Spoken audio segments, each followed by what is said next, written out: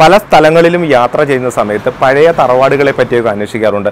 പൊളിഞ്ഞു കിടക്കുന്നതോ അല്ലെങ്കിൽ പുനരുദ്ധാരണം നടന്നതായിട്ടുള്ള പഴയ തറവാടുകളൊക്കെ ഉണ്ടോ, എന്തെങ്കിലുമൊക്കെ വീടുകളുണ്ടോ, നിർമ്മിതികൾ അവശിഷ്ടങ്ങളുണ്ടോ എന്ന ചരിത്ര ശേഷിപ്പുകളുണ്ടോ എന്നൊക്കെ അന്വേഷിക്കാറുണ്ട്. അത്തരത്തിലൊരു പഴയ തറവാടാണ് ഈ കാണുന്നത്. കാലപ്പഴക്കത്തിൽ അത് നശിച്ചു പോകുന്നു. എന്നാൽ ഇപ്പോൾ അത് പുനരുദ്ധരിക്കാനുള്ള ഒരുക്കത്തിലാണ്. ദൃശ്യങ്ങൾ പരിമിതമാണ് കാണാം.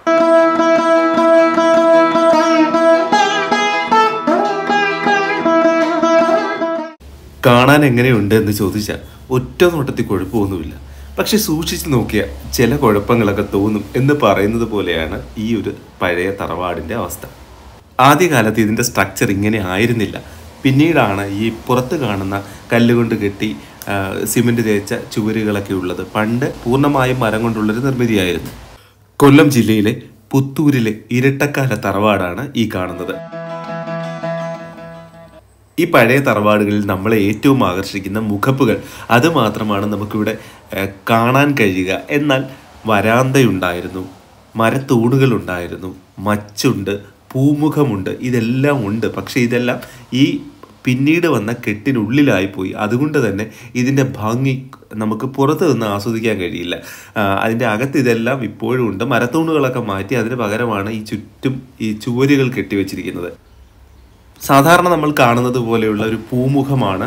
എന്നാൽ ഇതിപ്പോൾ ചുവരുകൾ കെട്ടി കൂടുതൽ സുരക്ഷിതമാക്കി.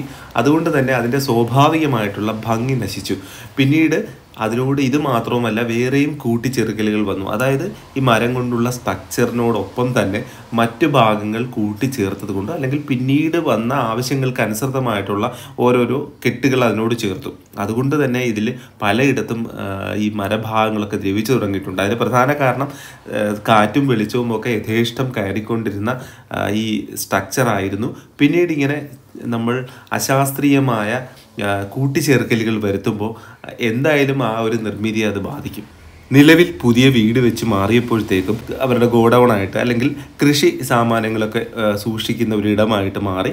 എങ്കിലും ഇവിടെ ഒരു അറയുണ്ട്, അവിടെ വിളക്കൊക്കെ കത്തിക്കുന്ന ഒരു അറയുണ്ട്. കുറേ കാലത്തിന് ശേഷം ഇത് പുനരുദ്ധരിക്കാനാണ് ഇപ്പോൾ ഇതിൻ്റെ ഗൃഹനാഥൻ ശ്രമിക്കുന്നത്. അപ്പോൾ അതിൻ്റെ തുടക്കമൊക്കെ ആയിക്കഴിഞ്ഞു. പഴയ കാലത്ത് എങ്ങനെയായിരുന്നു ആ ഒരു ഘടനയിൽ തന്നെ ഇത് നിലനിർത്താനാണ് തീരുമാനിക്കുന്നത്.